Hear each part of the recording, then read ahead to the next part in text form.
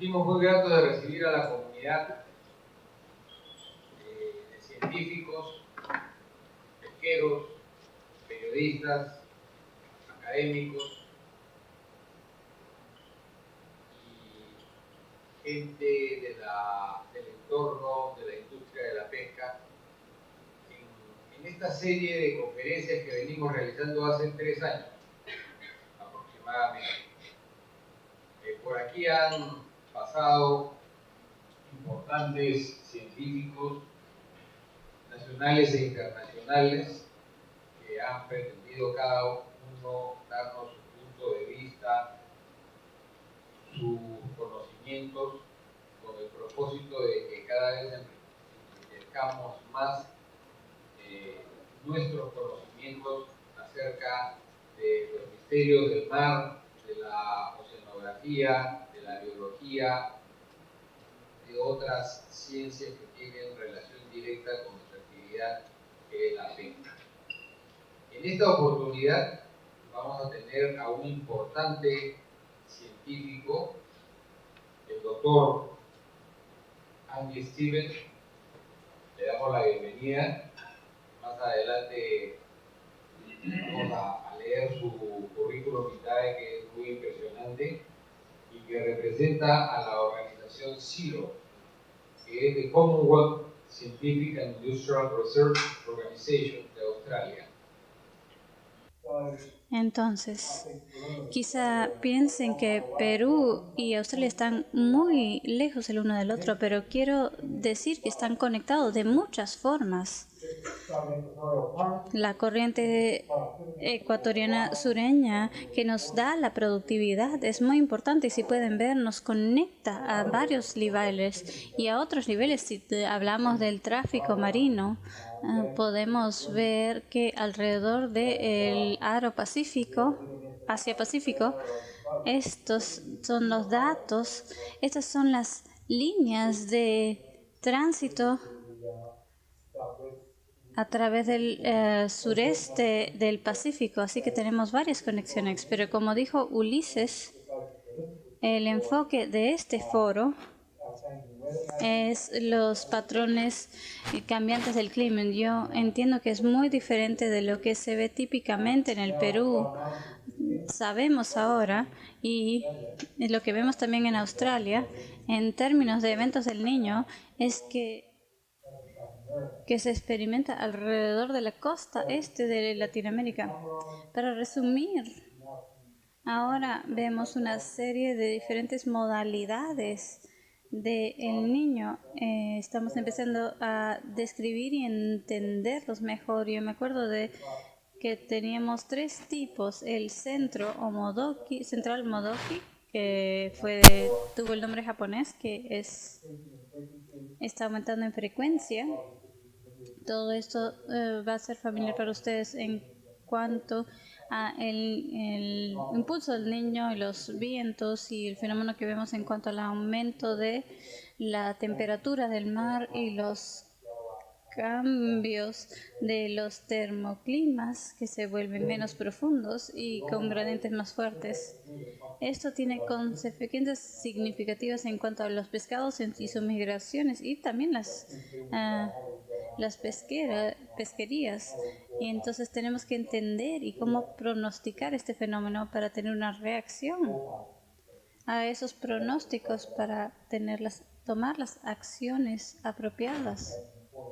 Acá estaba haciendo el punto que en términos del Niño, el fenómeno es particularmente fuerte en el este del Pacífico y claramente cuando hablamos de pescados y pesquerías y cómo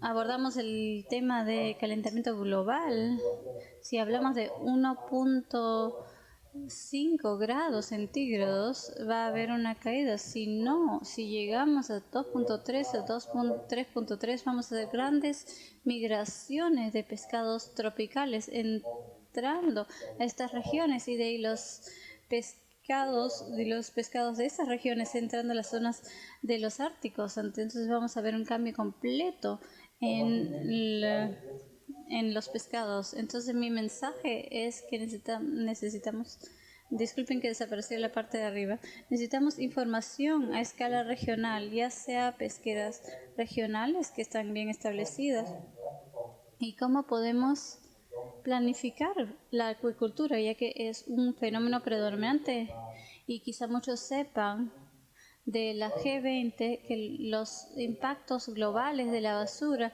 marina están siendo acumulados en lo que yo mostré, el giro pacífico. Mi buen colega, Dr. Bernal, está muy involucrado en tener sistemas de pronósticos. Y una forma de impulsar estas colaboraciones es que la ciencia es un lenguaje común por el cual nos podemos comunicar. Todos tenemos diferentes herramientas. Los temas que enfrentamos, los enfrentamos todos, no importa si es Australia, Perú, Chile o algún estado insular. Acá quiero darte un poco de contexto sobre Australia. Quiero principalmente hablar sobre cuál ha sido el enfoque y las tecnologías que hemos usado, las tecnologías desde sistemas de información, y quiero concluir con algunas ideas sobre las oportunidades de colaboración y también los retos que existen. Voy a hablar sobre 3 ejemplos regionales, la forma en que nosotros hemos estado involucrados en lo que llamamos sistemas de información, las pesquerías del sureste de Australia. También tenemos e-reefs, que es de el gran barrera de corales de Australia, que tiene 300.000 kilómetros, y cómo protegemos este patrimonio mundial. Y el último ejemplo es CIMA Austral, que es un sistema de información que estamos desarrollando para la industria de acuacultura en la costa de Patagonia. Muy rápidamente sobre mí mismo y sobre CIRRO. Como verán, yo no soy un científico de pesquerías. Yo básicamente hago modelos y observaciones, así que me disculpan si menciono algo que les parezca superficial a ustedes. Yo trabajo para CIRRO, que es una organización científica nacional de Australia. Muy brevemente, nosotros tenemos 5.800 personas alrededor de Australia. Estamos en el 1% de las instituciones de investigación, y nuestro presupuesto es más de 1.000 millones. Tenemos ya varios años de operaciones, y las convenciones en las que estamos involucrados, el Bolan fue desarrollado en Australia a la final de los 80s, comienzo de los 90s. Tenemos los banknotes, no sé si eso hay acá, pero usando polímero en vez de papel es otro producto. Aquellos que usan lentes de contacto o vacunas de la influenza, todos esos salieron del CIRRO. Entonces, quedándonos con los océanos y atmósferas, que es una de las áreas que trabajamos en Australia. Estamos ubicados en Brisbane, Australia, y hacemos muchas cosas: acuacultura, genética, hasta observación oceánica, modelos en diferentes disciplinas, y quizás somos más conocidos en nuestra planificación marina. Quiero regresar a la idea que Australia es un país marino. 90% de las personas viven en las costas o a 50 kilómetros de estas costas. Australia como continente tiene 3 océanos: el océano Índico, el océano Antártico y Pacífico, y también tenemos muchos fenómenos climáticos, no solo el Niño, sino el dipolo del océano Índico, y también los fenómenos del océano anular. ¿Se cortó? También podemos, también a veces tenemos somos afectados por los monzones y tenemos ciertas inundaciones en Brisbane.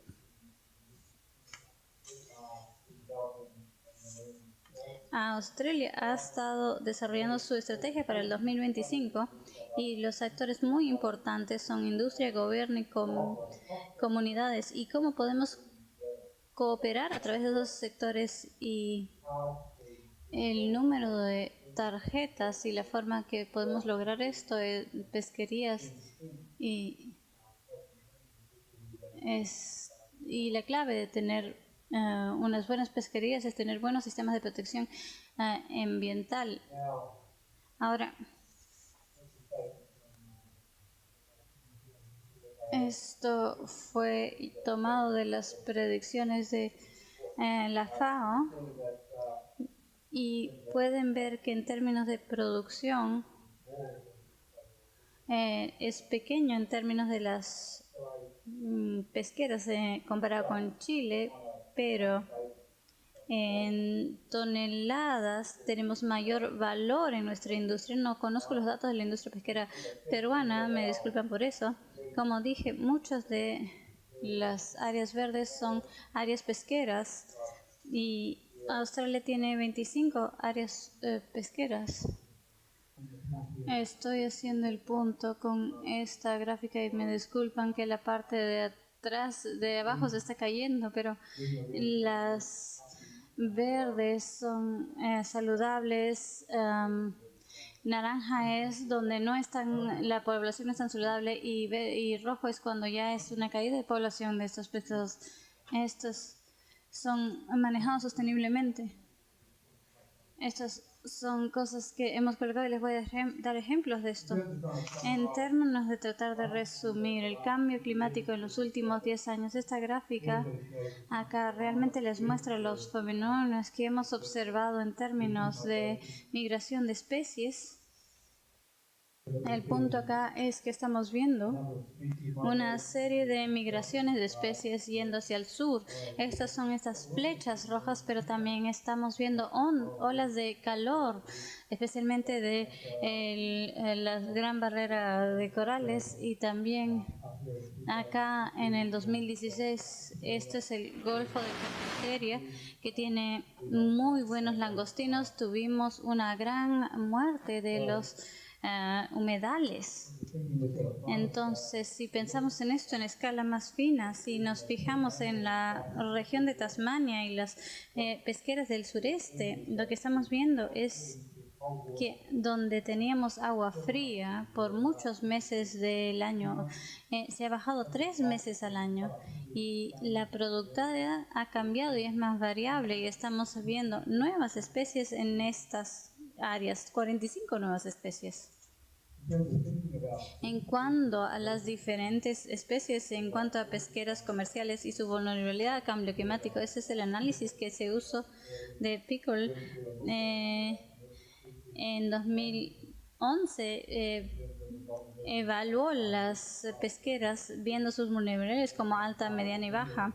Pueden ver en la izquierda que muchas especies, por ejemplo, las almejas, son muy vulnerables. Esto nos está dando reglas para ver cómo podemos manejar nuestras pesqueras, los roles del clima y el reglamento que se están desarrollando, y estamos observando cambios no solo en términos científicos, pero sino también en involucramiento con las comunidades recibiendo informes. Entonces esto nos da una muy buena imagen de lo que está ocurriendo relacionado al cambio climático y cómo los ecosistemas están respondiendo. Quería cambiar entonces acá y empezar a pensar sobre las filosofías que tenemos. Y a mí me gusta pensar diciendo, ¿qué tipo de decisiones de gestión necesitamos? Esta es una buena discusión, pero si no es algo útil, no es beneficioso. He traído 3 decisiones que se pueden aplicar a pesquerías y acuicultura. Podemos hablar de umbrales, quizás es la hora de actuar. ¿Qué tipos de opciones podemos escoger? ¿Cuál es la mejor? Esas estrategias. Y luego, opciones potenciales. ¿Qué sería posible en el futuro? ¿Qué va a ocurrir? ¿Cuáles van a ser las consecuencias o impactos de los choques globales que estamos viendo? Por ejemplo, pueden haber enfermedades que afecten a los pescados. En cuanto a datos, hay cosas que hacemos bien. Quizá está acá abajo monitoreo y recolección de datos, pero al subir esta cadena de valores hay cosas que hacemos menos bien. Uno de mis mensajes es que ahora tenemos las herramientas para hacer esto mejor. Y en cuanto a hacer informes y usar estos para pronósticos, para la toma de decisiones, pero realmente se trata de aumentar la cadena de valores y de varias formas hacemos varias observaciones que están ingresados como datos y ahora tenemos la habilidad de procesar y corregir.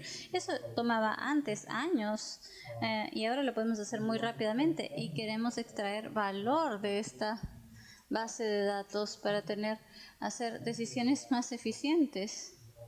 Y esto nos va a dar una serie de impactos que van a llevarnos a los principios globales como los objetivos de desarrollo sostenible.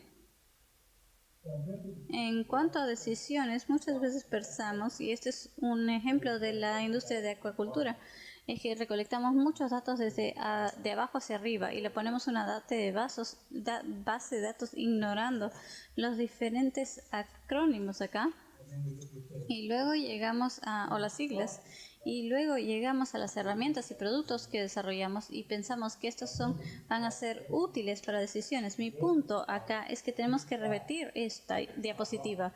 Tenemos que empezar qué decisión debemos tomar y luego podemos hablar sobre qué datos vamos a integrar y qué necesitamos para tomar una decisión y qué hacemos si no tenemos acceso a esa información porque no hay o no es accesible.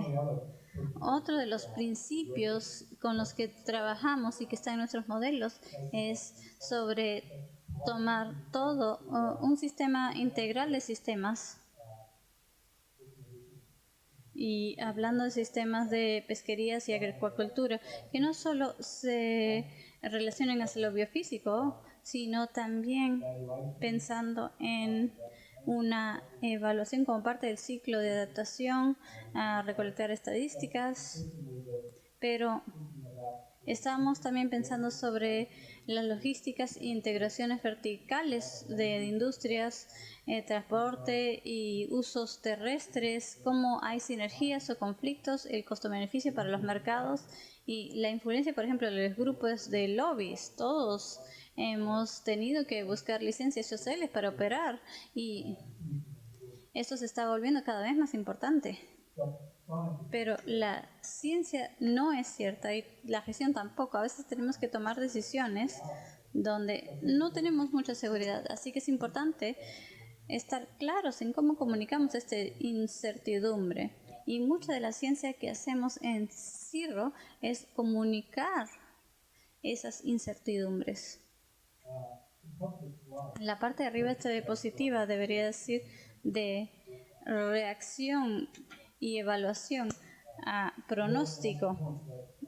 El punto que hacemos es que mucho de lo que hacemos en las estadísticas de pesquerías, lo que hemos hecho en los últimos dos años está relacionado a lo que hemos hecho en el pasado y ahora tenemos que ir hacia el futuro y anticipar todo un rango de fenómenos, no solo condiciones oceanográficas, pero también eventos extremos como sequías, olas de calor, condiciones como eventos ecológicos como lo que vemos en China y pensar sobre la retroalimentación socioeconómica y también considerar los shocks globales.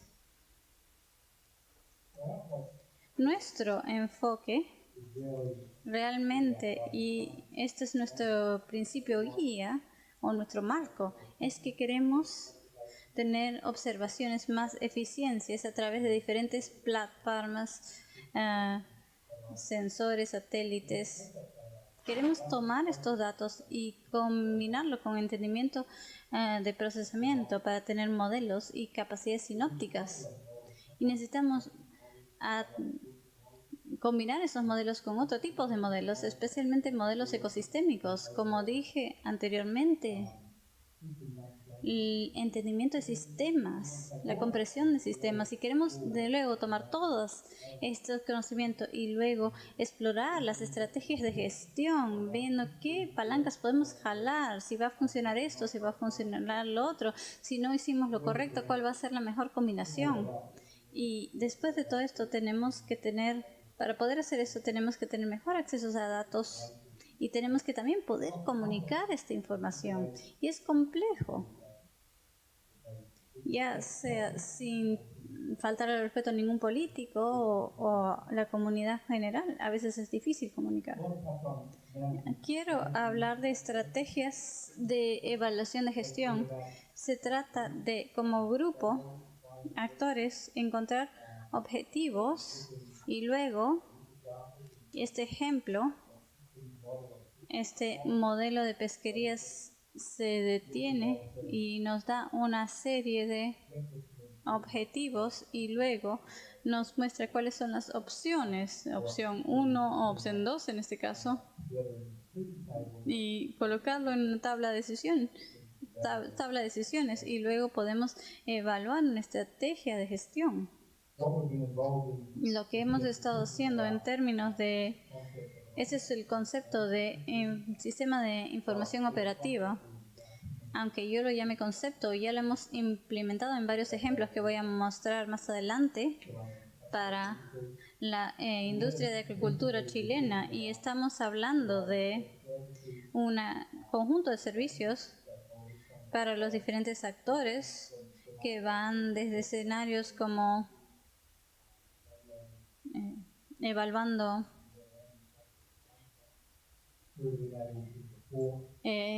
los escenarios de informes de los diferentes evaluaciones y luego respuesta a desastres y hasta hacer pronósticos. Ahora podemos hacer pronósticos sobre eventos de la exhibición o tormentas, y ahora queremos ir a modelos de temporada o estocásticos para y estos servicios se configuran de varios componentes acá abajo que muchas personas no quieren ver. Es lo que está debajo de lo que es lo que está en el motor del carro, y muchas personas no miran al motor, pero necesitamos todos estos para poder interoperar, y usamos un rango de satélites, modelos regionales, modelos de pronósticos, y necesitamos estos datos para que son externos a nosotros. Entonces, como dije, hemos implementado esto en varias instancias, pero tener todas estas columnas acá en la izquierda, un marco operativo hasta recolección de datos y las formas legales en que podemos cooperar hacia un proceso de certificación y validación, ya sea de datos o evaluación, si estamos dando los servicios correctos y validando para ver si esos servicios nos están dando cifras que nos pueden llevar a las decisiones correctas. Esta diapositiva en la parte de arriba dice qué herramientas tenemos o necesitamos, y voy a repasar ciertas herramientas específicas de planificación. Hay una variedad de modelos que usamos, algunos que se aplican especialmente para la licencia social para operar. Muchos de ustedes van a conseguir conocer la revolución que tenemos en cuanto a los sensores satelitales y las diferentes plataformas que son básicamente autónomas, que nos están dando una vista mucho más integral, especialmente en las profundidades, pero también en partes del Pacífico Centro y el Océano Índico.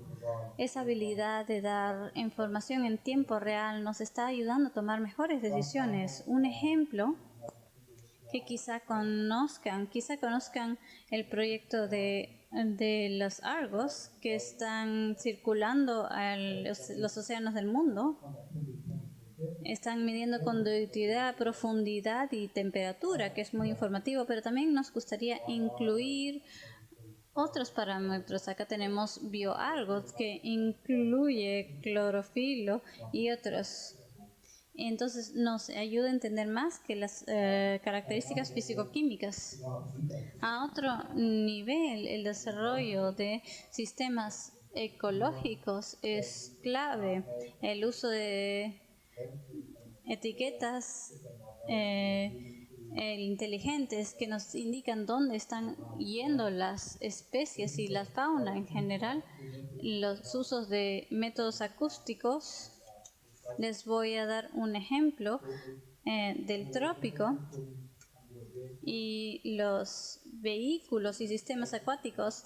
El uso de genómicas también es es algo que nos está ayudando a averiguar dónde están los organismos y cómo interactúan a través de certificación de pruebas.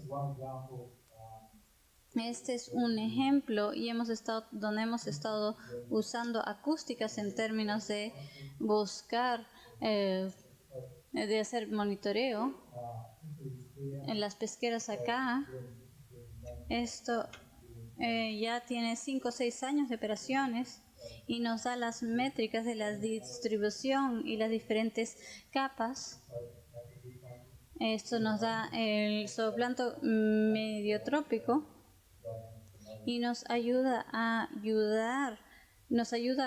evaluar las dinámicas de esas pesquerías específicas. Esta es una diapositiva que habla sobre las observaciones mundiales para los 5 años. Esta información satelital está disponible gratuitamente, especialmente de ISA, la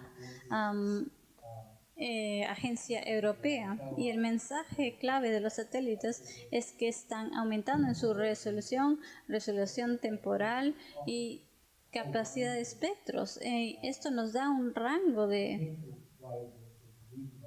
formas de usar estos sensores remotos para pesquerías, para control de contaminación, para las pesquerías costales, para el alza del nivel del mar, para búsqueda y rescate. Me encantaría hablar con cualquiera de ustedes sobre el uso satelital en otro momento. Estos es los datos que están disponibles. Esto es en el sureste del Pacífico, en el mar de Solomón. Y estos satélites ahora están pasando esta área, y una de las formas en que los estamos usando con las agencias extranjeras es con una apertura singular de radar para algunos vehículos o embarcaciones que son ilegales. Es para detección de embarcaciones o pesqueras ilegales, o también embarcaciones que están cargando contrabando. Mencioné la necesidad de tener datos más eficientes. En Australia hemos desarrollado el cubo de datos abierto. Esto es esencialmente tomar los datos de sensores remotos y verlo a través de los píxeles. Esto aumenta nuestra habilidad de procesar datos en órdenes de magnitud. Los estándares, el software, todo es de dominio público, está gratis, está disponible, cualquiera puede usarlo. Y la clave acá es que estos datos ya están listos para el análisis, ya están preprocesados en cuanto a rectificación de GR o cualquier otra rectificación, para que uno puede acceder a estos datos a través de la web y usarlo para un caso específico. Tomamos esos datos y ahora lo asimilamos en modelos. Lo que les estoy mostrando acá es donde tomamos los datos satelitales y los colocamos en nuestros modelos bioquímicos y simulamos los colores del océano que pensamos que vamos a ver. Podemos ver comparaciones acá. Esto de nuevo es la gran barrera de coral, y al tener más datos en nuestros modelos, esto hace que nuestros modelos sean más precisos, pero también nos ayuda a pronosticar mejor. Y ahora, hablando de manejo de pesqueras basadas en ecosistemas, estamos comenzando en la parte de arriba. Quizá ya están muy familiarizados con las estrategias de cosecha En febrero hemos hablado sobre incorporación de cambio climático, pero cada vez estamos viendo a evaluación de riesgos ecológicos y los efectos de las pesqueras, también usar gestión espacial para mitigar los impactos de la pesquería, y la tesis de esto es cómo podemos ir a un manejo integral o gestión integral de la pesquería. Esta diapositiva está tratando de capturar esto. Antes hablábamos de una especie singular de pescados y hacíamos planes de gestión para esa especie, pero hemos evolucionado a incorporar clima, hábitat y depredadores. Y ahora, para poder desarrollar un plan de gestión, la gestión de pesquería basada en ecosistema considera todos esos factores, pero realmente en Australia y otros sitios estamos yendo hacia una gestión basada en ecosistemas, donde no solo vemos el sector, sino los impactos y las interacciones con otros sectores para poder tener una solución óptima para que todos puedan conservar el ecosistema, pero también conseguir rentabilidad.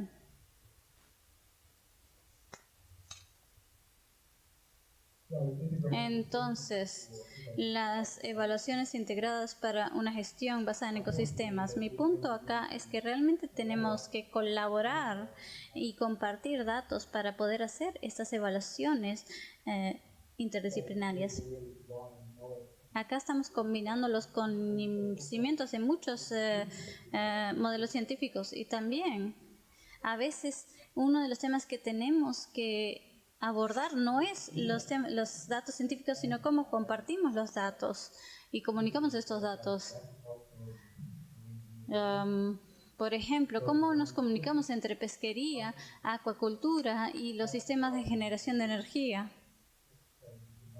Tenemos que caracterizar una región para saber qué queremos conservar o desarrollar, establecer una línea base para tener una idea. También esta planificación multisectorial regional a través de diferentes sistemas. Esta es una imagen de parte del sur de Australia, donde tenemos muchas pesquerías y también industria petrolífera que quería trabajar acá. Entonces trabajamos con BP para hacer una caracterización de la región. Al final, BP decidió no instalarse en esta zona pesquera, y esta zona pesquera sigue siendo muy rentable. Planificación multiserial, multiuso. El punto que quiero hacer con esto es que realmente tenemos que ver el uso multisectorial, y para eso necesitamos una planificación marina espacial para ver distancias de seguridad, coexistencia. Todas esas cosas son importantes cuando compartimos un espacio. Hay una diversidad de diferentes modelos y le estoy mostrando los ejemplos acá, desde distribución de especies hasta los temas trópicos. No voy a hablar de los diferentes modelos, hay muchos, pero están acá para hacer el punto de que cada modelo tiene sus ventajas, y si los combinamos nos da mejor habilidad para poder pronosticar y luego tomar las mejores decisiones. Algunos de los modelos que nosotros hemos desarrollado en Australia varían desde evaluaciones de riesgos ecológicos hasta lo que nosotros llamamos sistemas enfocados, MICE, que es modelos de complejidad media o intermedia, hasta modelos integrales. Todos estos están en dominio público, están disponibles gratuitamente y los hemos implementado en muchos sitios alrededor del mundo. Es más, uno de los desarrolladores Bitfulto estuvo en Lima hace 2 semanas hablando de cambio climático en una conferencia. En términos del modelo Atlantis, este es un ejemplo que ya les he mostrado sobre cómo tratamos esta gestión multisectorial, y no solo pensamos sobre la industria y sus efectos, sino sobre el ambiente y también viceversa. El rol de la sociedad, el rol del lobbying.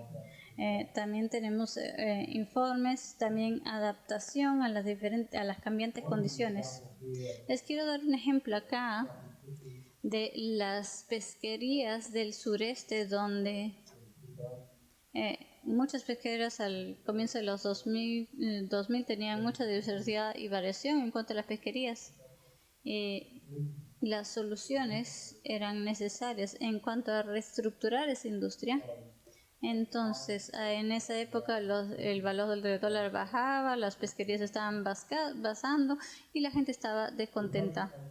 El enfoque que se adoptó en la parte de arriba dice, esta primera columna dice maximizar el valor de producción, la segunda es minimizar los impactos ambientales y la tercera habla de desarrollar métodos de protección para los costos. Entonces fue en 5 años empezamos a pensar cómo desarrollar las estrategias de cosecha. En la columna de impacto ambiental estamos viendo un análisis de riesgos, de peligros y una evaluación de riesgos. Y también hablamos de gestión costo eficiente pensando en los modelos. Empezamos con el modelo Atlantis, pero tuvimos modelos cualitativos antes de desarrollar los datos para tener el entendimiento del sistema que necesitábamos. Estos son unos ejemplos acá en cuanto al modelo Atlantis. Tuvimos que primero ver al ecosistema que veía los depredadores y también la retroalimentación, y también teníamos que pensar sobre la industria. Era importante agregar el lado humano y las diferentes actividades que ocurren y la coexistencia con la industria pesquera, y también teníamos que representar las presiones sociales y económicas de este sistema. Y por último, teníamos que pensar sobre la representación dentro de un ciclo de gestión más amplio, incluyendo el proceso de la toma de decisiones. Entonces, la forma en que lo hicimos es viendo una serie de escenarios. Uno que era el status quo, es decir, básicamente podíamos mantener el sistema de gestión, pero era ineficiente. Si usábamos una serie de cuotas en todo lo que tenía valor, era una segunda opción. El de azul fue desarrollado por los científicos y era pensar sobre ideas de zonificación, recepción de equipos y ciertas multas, y luego las ONGs con sus impulsos para conservación, cerrar muchas áreas por más tiempo. Entonces en Atlantis pudimos ver esto y usar un proceso de optimización. No voy a hablar de los resultados porque yo creo que Patricio ya habló de eso, pero nos acercamos a la industria y desde entonces hemos visto una recuperación de ese ecosistema y sus pesquerías. Entonces, ¿cómo podemos hacer pronósticos? La forma en que nosotros los hacemos es a través de modelos de proyección de climas, y también tenemos etiquetado de los pescados para ver cómo están moviéndose, y esa información combinada con los modelos Yaga y los floats nos ayudan a predecir darnos imágenes de integración vertical que nos lleva hasta 6 semanas, y como dije, el objetivo es empezar a tener modelos de pronósticos temporadas. En cuanto a cómo pensamos de esos pronósticos que todos necesitamos, y yo creo que esa es una oportunidad clave de colaboración, es que realmente podemos hablar que estamos en modo reactivo acá, y les puedo dar ejemplo de los tipos de decisiones que pueden querer tomar, y al pasar a semanas, meses y a la escala de temporadas, cómo hacemos pronósticos de esto y hasta ir más allá de la vida de nuestros equipos. Pero si vamos a hacer, tenemos que tener eficiencia, más datos para poder crear estos pronósticos, pero también tiene que ser costo eficiente. En Australia, y le agradezco a Patricia por esta diapositiva que yo no he visto antes,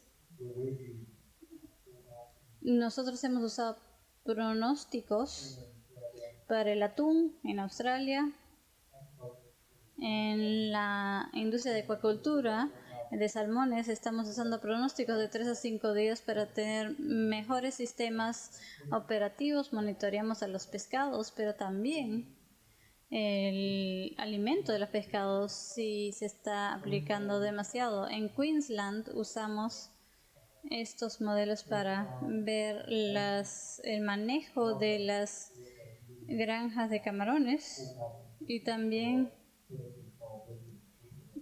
hacemos blanqueamiento de los corales. Hemos visto eventos significativos del 2016 y también a comienzos de este año, 2017. Los otros tipos de modelos que usamos son biogeoquímicos. Este es el área en la que yo trabajo, donde tratamos de representar, entendiendo los modelos hidrodinámicos, pero también el flujo de nutrientes, la productividad en cuanto a fitoplancton, hasta zooplancton, a través del detritus. Este es un modelo D para aquellos que ustedes conocen, pero si ven el rol de los pescados en los sistemas, la información hidrodinámica la incluimos en las herramientas de gestión. Esta herramienta se llama CONI.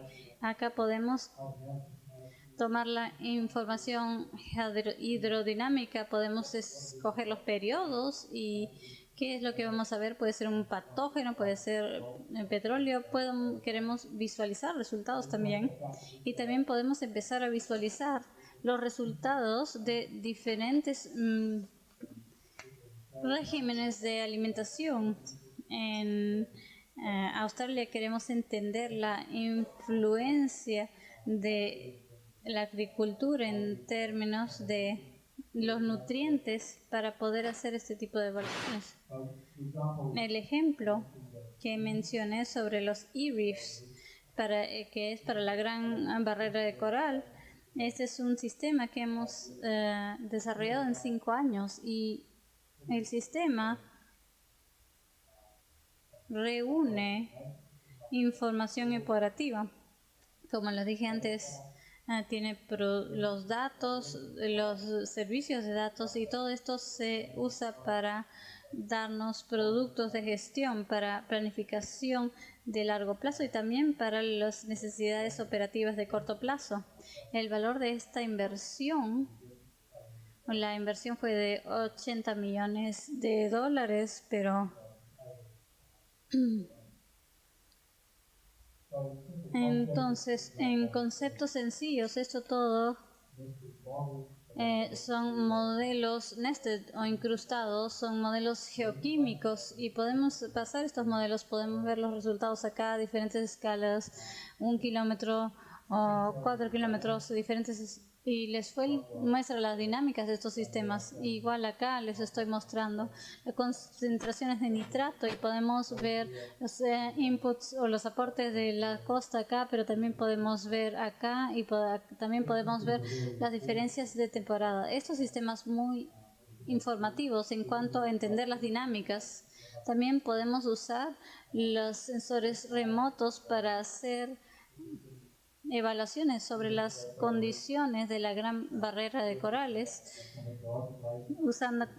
trabajando con la Organización Meteorológica Nacional. Podemos hacer también modelos sobre sedimentos. Estos sistemas son sostenibles alrededor del mundo. El acceso a los datos con los algoritmos regionales, eso es lo importante. Ejemplos sobre cómo aplicamos estos modelos actualmente. Este es un modelo hidrodinámico en la parte de arriba y lo usamos para un rango de diferentes usos. estamos viendo alzas acá. Tenemos diferentes especies como malaguas que queremos responder. Ese es un ejemplo sobre la carga de desembocaduras de ríos y qué podríamos hacer si fuéramos a reducir el nitrógeno, fósforo, y podemos de ahí desarrollar escenarios. Acá podemos ver la mejor opción. Y en un modelo de pronósticos podemos ver la vulnerabilidad de los diferentes corales al calentamiento o al blanqueamiento a través del estudio de la acidificación de los océanos. Y luego finalmente fijándonos en los cambios temporales, cuando los fenómenos van a ocurrir, pues tenemos que poder anticipar la ocurrencia de tales fenómenos.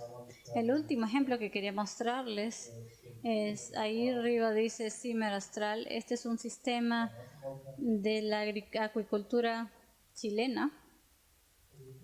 Lo importante para la industria de acuicultura en Chile es que ha crecido relativamente rápido en los años 90, pero en 2000 y pico, en el 2007, fue afectada por una variedad de plagas, anemia del salmón, y esto llevó a una reestructuración de la industria y desde entonces se ha recuperado. Pero de nuevo, el año pasado tuvimos el fenómeno El Niño y vimos una gran pérdida de la industria. Este es un ejemplo, 800 millones en pérdida. De nuevo, el sistema de información que estamos construyendo para la autoridad de la industria se trata de productos y servicios que se confía en poder tomar datos de diferentes componentes, desde modelos biofísicos y modelos socioecológicos. Se confía de este conjunto de datos. Estamos construyendo ese sistema y deberíamos terminar para el final del 2018.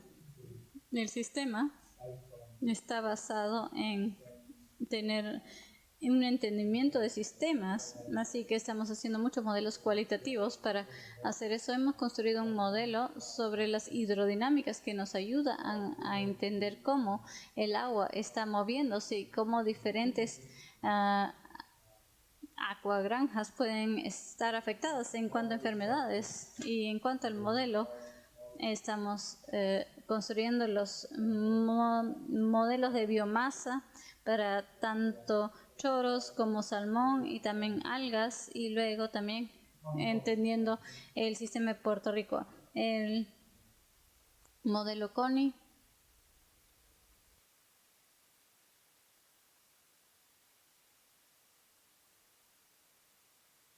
nos da la habilidad. Acá pueden ver que hemos colocado, acá estamos interesados en diferentes plagas, y estas zonas que están en rojo, ven cómo están avanzando, van a ver cómo las granjas pueden estar conectadas hidrodinámicamente.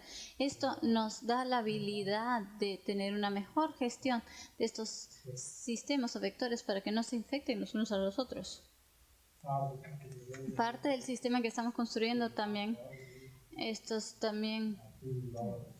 estamos usando los datos satelitales gratis. Empezamos con Modus, pero ahora estamos usando los datos de Sentinel para desarrollar un dashboard que nos dé la información de las algal blooms para poder tomar decisiones sobre estas algal blooms, las algas dañinas. Les voy a repasar muy rápidamente sobre las herramientas y productos que Cerro Estrella han desarrollado, pero quiero darles ideas sobre el futuro en cuanto a colaboración. Y mi punto a clave de esta charla, quizá muchos de ustedes conocen los Objetivos de Desarrollo Sostenible, especialmente el 14 y también el de alimentación. Esto está empezando a impulsar la colaboración entre países. que están tratando de lograr los diferentes objetivos acá. Entonces creo que hay grandes oportunidades para pensar sobre esto.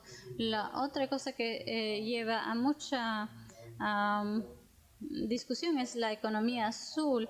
El valor de la economía oceánica era de 1.5 millones en 2010 y esto está aumentando, probablemente mucho más para el 2030. Entonces, ¿cómo maximizamos las oportunidades de tomar ventaja de industrias como la pesquería? Una de las innovaciones clave, de mi punto de vista, va a ser a través de la sostenibilidad y cómo enfrentar los problemas y cómo podemos pensar en desarrollar estas industrias emergentes, quizá minería de profundidad de océanos hasta acuacultura en términos de producción. Esa gráfica quizás sea familiar para muchos de ustedes en cuanto a las pesqueras y acuacultura y su aumento y lo que es probable que ocurra. Así que yo veo, en términos de combinar los ODS y la economía azul, se trata de pensar sobre estos indicadores,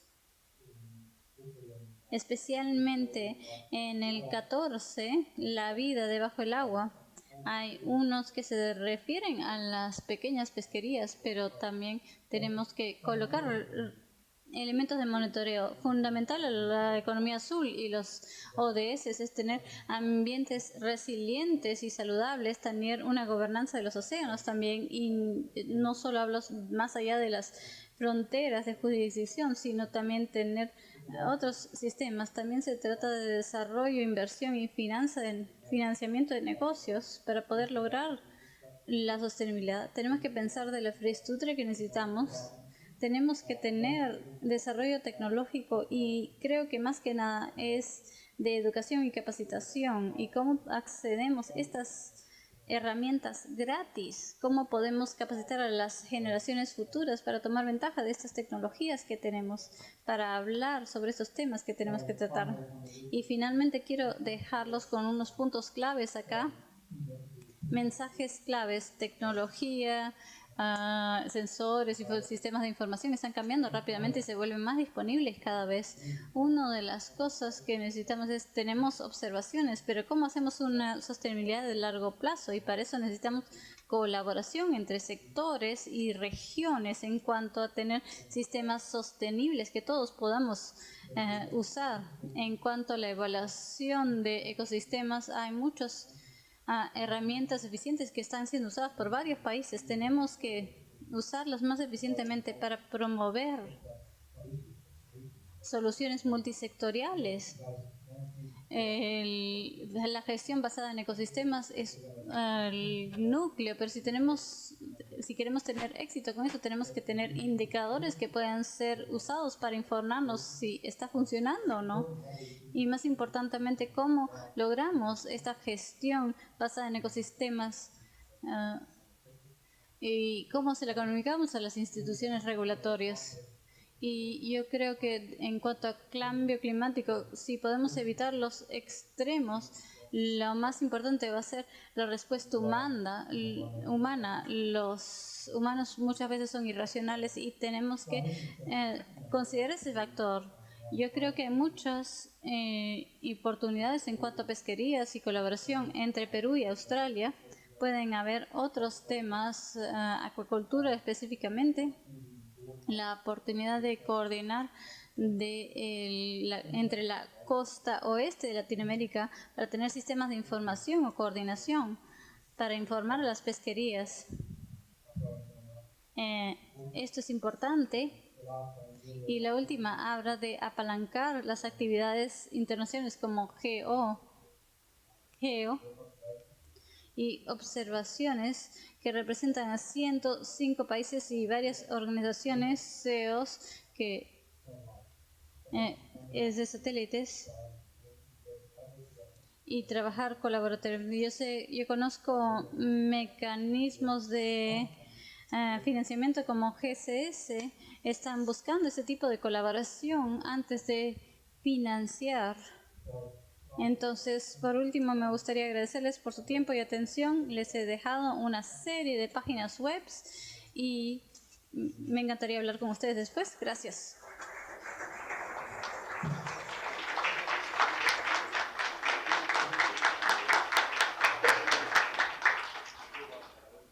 Pesquerías de mar profundo. El Orange Traffic fue uno que mencionaste. Esto va más allá de Europa y tenemos varias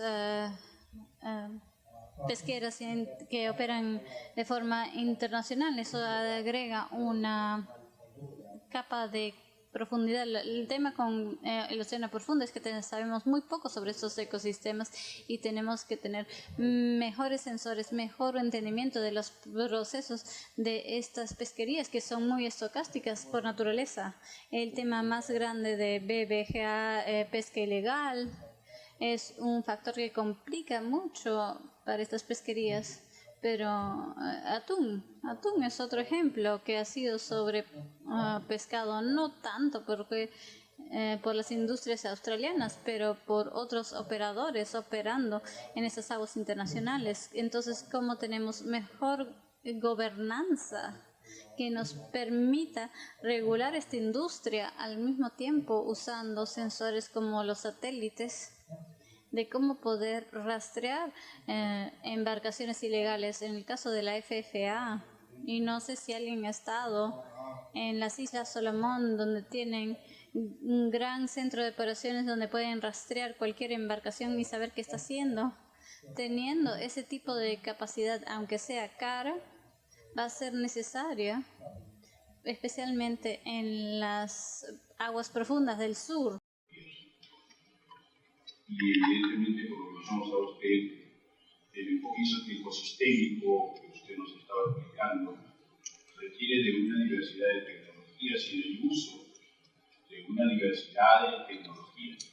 Usted ha hecho mucha énfasis en esto y también ha hecho énfasis en que para prepararse a la administración de estas pesquerías bajo el enfoque ecosistémico existe una necesidad de una investigación previa y que esta investigación previa es accesible a través de determinada información pública y gratuita que requiere de un análisis metodológico y sistémico, ¿no? Para poder después concluir en cómo vamos a administrar una pesquería en particular. ¿Podrías ampliar un poquito más el proceso? No me quedó muy claro. Este proceso lo hacen el CIO o existe colaboración de universidades, de investigaciones privados, solo lo hace el CIO. Ampliamos un poquito más de esto, por favor.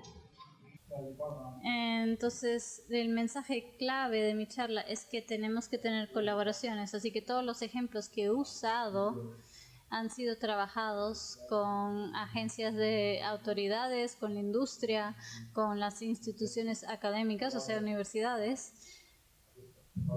El entendimiento de los procesos viene de las ciencias. Mi punto es que necesitamos ir más allá de hablar solo sobre ciencias, pero sin tener un marco para recolectar las ciencias. Tenemos que tener una visión de lo que queremos. Para mí eso es un sistema de información operativa. Entonces empezar diciendo, estos son los servicios que necesitamos o las decisiones que tenemos que tomar.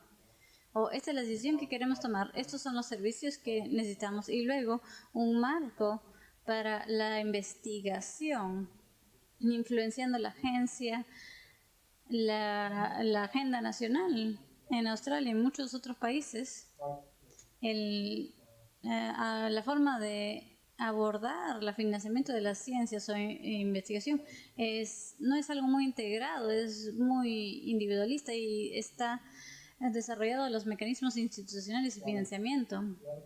El otro punto, muchas veces no hablo de investigación. Investigación es parte de una continuo, de una construcción de un sistema de información, que es como construir una solución de ingeniería para algo. La ciencia es una parte integral, un componente, En cuanto a la toma de decisiones, también solo es un componente. Y no sé si eso responda a la pregunta, pero el enfoque, la forma en que nosotros abordamos esto es trabajando con las universidades a través de colaboraciones. Pero poder dar esa visión es muy importante para el avance que tengamos en el futuro. Tenemos que involucrar a todos los actores, no importa si sea una universidad, ciencia o la industria, las comunidades, hasta los grupos indígenas que cada vez más, con los cuales trabajamos cada vez más para desarrollar tecnologías adecuadas para que ellos puedan recolectar la información que sea útil para el proceso, para que ellos también estén involucrados en estos procesos. Ellos son parte de las economías emergentes y la economía azul es muy importante. Y considerando sus derechos a estos recursos y activos. Siguiendo la pregunta de Francisco, pero quisiera enfocarme un poquito más en la institución y el proceso mismo, el desarrollo institucional. Hay dos puntos específicos, el tema de la transformación digital, tanto que se tomó para lograr ese manejo de información que se habla. Y la otra es una cosa ya técnica, pero la otra es la misma institución, la teoría de la institucionalidad o de institutional theory. Define la consolidación de este proceso y por ende la selección de los servicios que se brindan al público y los consumidores en general. Entonces, quisiera entender un poquito más cómo se logró. Muchos de los retos no son tecnológicos. Ya tenemos la tecnología y las herramientas. Los retos son institucionales.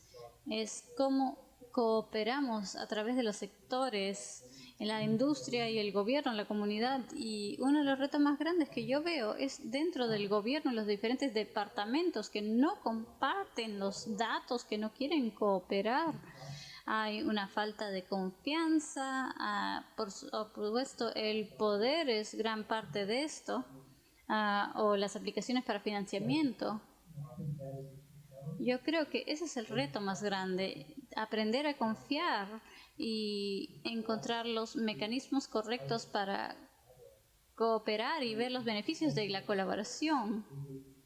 Por ejemplo, el ejemplo de E-Reefs para la Gran Barrera de Corales, esa fue una colaboración de industria, financiamiento de la industria, financiamiento gubernamental y también incluyeron a investigación, gobierno y tuvimos una junta que tomaba las decisiones estratégicas y una junta operativa para obligarnos a cooperar en los proyectos. Estos proyectos tienen que tener estructura en términos de subcomponentes, teniendo equipos multidisciplinarios. Fue muy, muy importante, pero es un viaje largo. Muchas personas no confían en las tecnologías, dicen que esto no va a funcionar, tenemos que ver las cifras. Realmente se trata de la consistencia y persistencia, regresando, hablando con las personas, diciendo tenemos que hacer esto y sobrellevar esos problemas. Nada va a ocurrir de la noche a la mañana. Nosotros nos tomó 5 años para sobrellevar esa valla. Y mis experiencias de trabajo en Chile, de nuevo,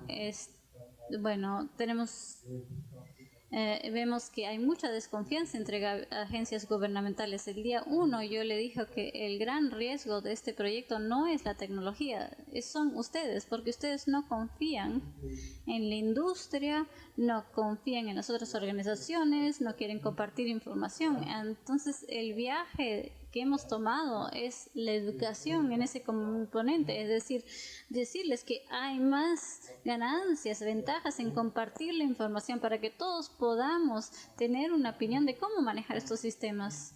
Y la sostenibilidad de cualquier sistema del que he hablado es muy importante. No podemos hacer esto como un sector o un ente único. Tenemos que cooperar para conseguir la información, para hacer que estas cosas operen a largo plazo. Entonces, me gustaría escuchar sus ideas sobre cómo podemos mejorar esta cooperación interinstitucional. Francamente, yo creo que es el reto global que todos tenemos, la cooperación. ¿Cómo es que ustedes están monitoreando tanto lo alóctono como lo autóctono? ¿Qué sistemas están empleando? Además de ello, ¿qué relaciones tienen con otros continentes como Europa? Tenemos políticas nacionales sobre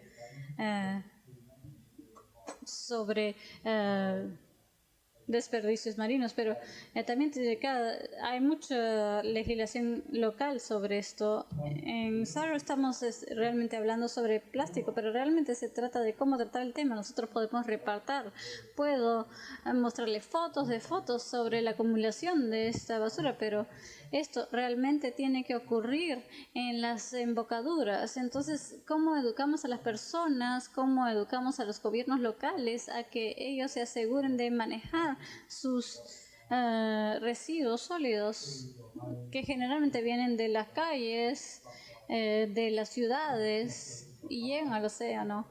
Tenemos la basura grande que observamos y hay tecnologías que se han desarrollado en Europa que conozco, que son esas turbinas que pueden viajar por el agua recogiendo la basura, pero fundamentalmente no tenemos que estar pensando en recoger esa basura, tenemos que ir al comienzo y ver cómo lo prevenimos.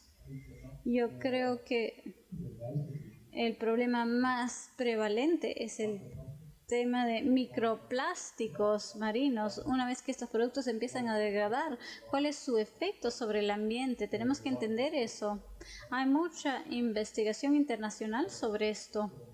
Y como dije en mi charla, hay mucho interés de parte de varios mecanismos G7, G20. Así que hay cooperación internacional para entender esto, pero también mitigación es extremadamente importante. De nuevo, como en la conversación de instituciones, se trata realmente de cómo trabajamos con los actores, las comunidades, para prevenir en vez de tener que mitigar.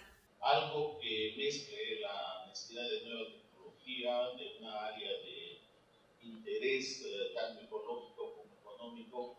Nosotros desarrollamos en la zona norte de Perú una cultura un poco rudimentaria, pero que tiende a crecer sobre conchas de baní y pescados. Ahí es una zona de alto riesgo porque está expuesto justo en la parte ecuatorial, la entrada de impacto del fenómeno a veces. Nuestros estudios son interesantes, buenos, pero son como fotografías, entonces no es una cosa continua, creo que no está muy entendida la dinámica de la bahía. Esta se llama la bahía Sechura, pero sería interesante alguna labor de cooperación en que tengamos la parte de instrumentación, que tomen la información del movimiento de la bahía, de la dinámica de la bahía, el conocimiento de los recursos que se cultivan ahí, y lo que es más interesante es que en base a eso tomar acciones de manejo. ¿Qué acciones de manejo? Y luego eso podría trasladarse quizás a otras zonas del litoral, porque lo interesante de Perú es de que quiere desarrollar su agricultura, quizás su piscicultura más que todo, pero es un país, a diferencia de Chile, que tiene la costa muy abierta, muy expuesta al cambio climático. No sé si en algún momento podamos conversar. Celebro, yo soy en este momento un poco de la parte del Estado. Tenemos una buena relación con los inversionistas en la zona, con los pescadores que también trabajan. Y no sé qué posibilidades podría haber. Y se está implementando actualmente en estos días un programa de incentivo a la innovación en pesca y agricultura con una cantidad importante de fondos económicos. Y bueno, y eso es lo que se pide, ¿no? La academia, la industria, el gobierno, los privados. Sí, claro, me interesaría hablar con usted, pero de nuevo el mensaje es que las tecnologías existan en cuanto a los sensores para el ambiente, y el trabajo que estamos haciendo ahora es evaluar, a tener pequeños monitores en los bivalvos para ver cómo responden a las condiciones. El ejemplo de monitoreo de pescados, estamos hablando de rastrear el comportamiento y entenderlo. Si, por ejemplo, para ver si hay demasiada alimentación que se les está dando. Pero parte de lo que usted preguntó en términos de entender la industria, uno es los fenómenos ambientales que se aplican a la productividad, pero también los riesgos de cosas como envenenamiento y algas dañinas. También otra puede ser sobre las enfermedades relacionadas a las bahías. No sé qué tan cerca está a la costa y la influencia de los ríos, pero yo creo que la tecnología existe. Pero ¿cómo es que uno hace que esa instrumentación sea sostenible? Yo creo que los datos que ustedes quieren sacar de esos instrumentos no solo es beneficioso para ustedes, sino para la marina, para la industria pesquera en general. Entonces, ¿cómo pueden reunir todos los sectores y actores para tener una conversación y desarrollar una red de observaciones para Perú o para el norte de Perú que sea sostenible y que pueda darles la misma información? Porque puede ser temperatura, salinidad, esta es la información primaria, estos son los datos que todos quieren, pero ¿cómo podemos hacer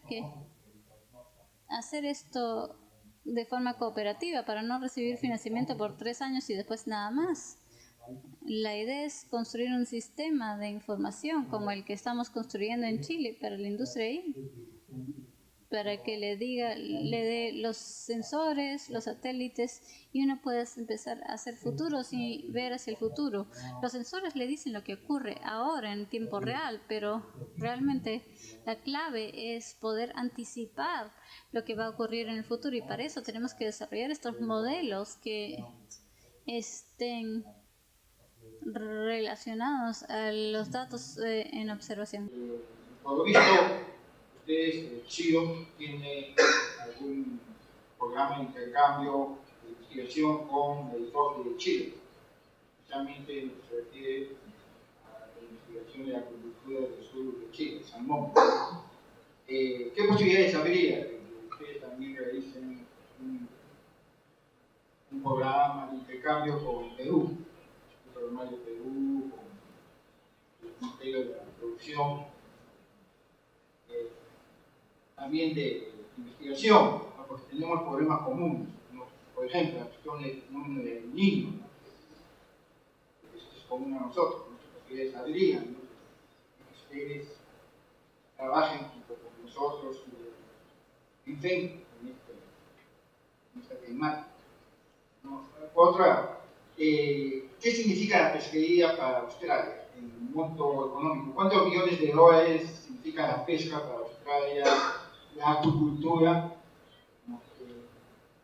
Y por último, usted ha hablado de un problema que también es común, que es de que hay divorcio entre las diferentes instituciones de Estado y privadas en lo que se refiere a investigación, entre Australia. ¿Ustedes qué iniciativas tienen para atacar ese problema? ¿No? Y que la investigación haya una mayor coordinación, una mayor transparencia de información de todos los sectores, ¿no? Gracias. Son uno de varios países que están bajo la comunidad británica. Hay una organización internacional que se llama el Commonwealth, que tiene mucho interés en cooperación entre los diferentes países que eran británicos, pero también un enfoque específico sobre la economía azul, economía oceanográfica, especialmente con los estados insulares. Ellos tienen documentos muy interesantes y sintéticos sobre energías renovables marinas, acuicultura, biotecnologías y muchos papers. Una persona está a punto de empezar en Moger House en Londres, y este es un mecanismo para crear cooperación entre estos países que representan, yo creo que 2.6 mil millones de personas. Hay varias colonias. Esta es la primera pregunta. La segunda pregunta fue de la oportunidad de trabajar con Perú. Nos encantaría. De hecho, más adelante, hoy día y mañana nos vamos a reunir con una serie de institutos de investigación y creo que el viceministro de Pesquería y más ampliamente Ricardo quizás sepa la respuesta a esto. Hay un nivel de cooperación entre Australia y Perú en cuanto a acuerdos de comercialización que están siendo desarrollados o implementados, así que las oportunidades de largo plazo son bastante buenas. Y hablaste del hecho de que tenemos intereses comunes en los mismos temas costeros, así que la oportunidad es más amplia que solo acuicultura o pesquerías, pero sino cómo desarrollar industrias en general sin importar cuál sea la industria para un futuro sostenible. La tercera pregunta creo que fue sobre el valor de la pesquería en Australia, ¿sí? No tengo esas cifras ni en mi cabeza ni en una diapositiva.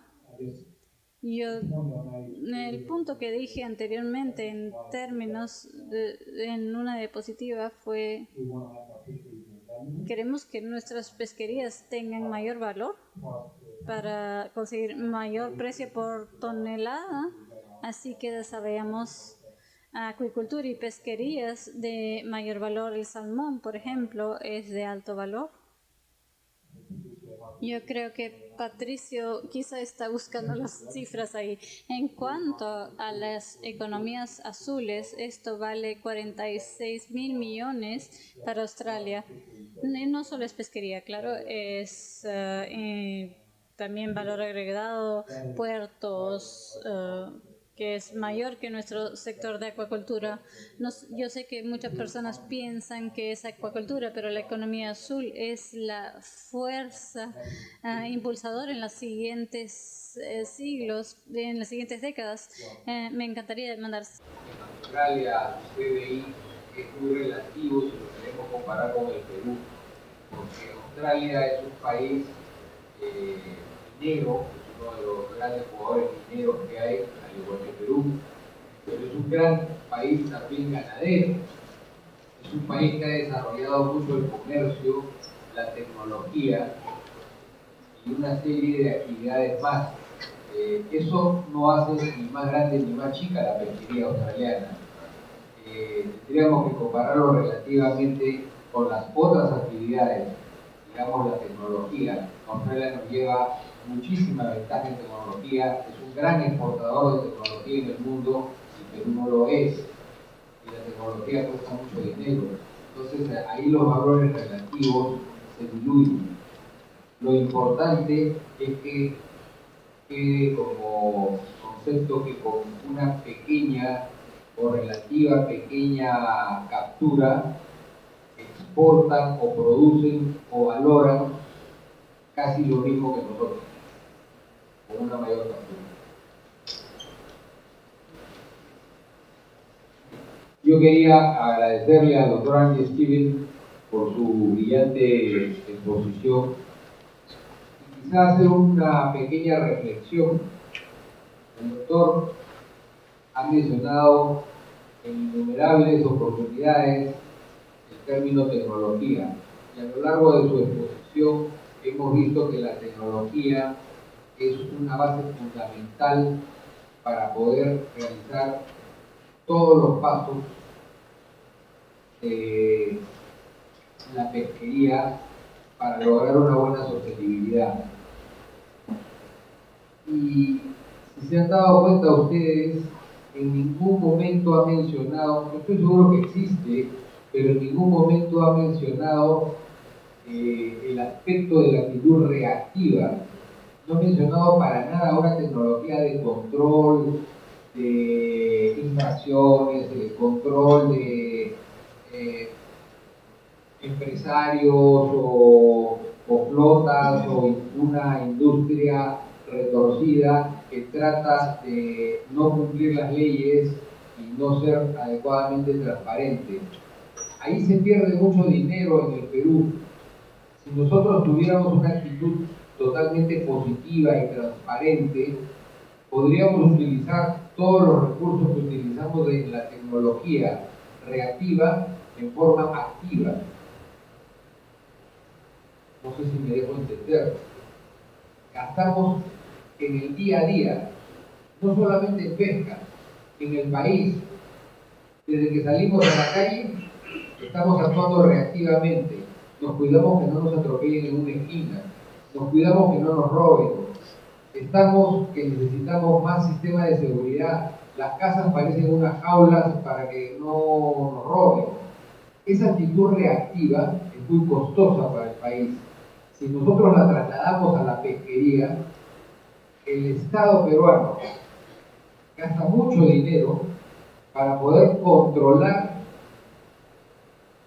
las diferentes pesquerías que no evadan la ley.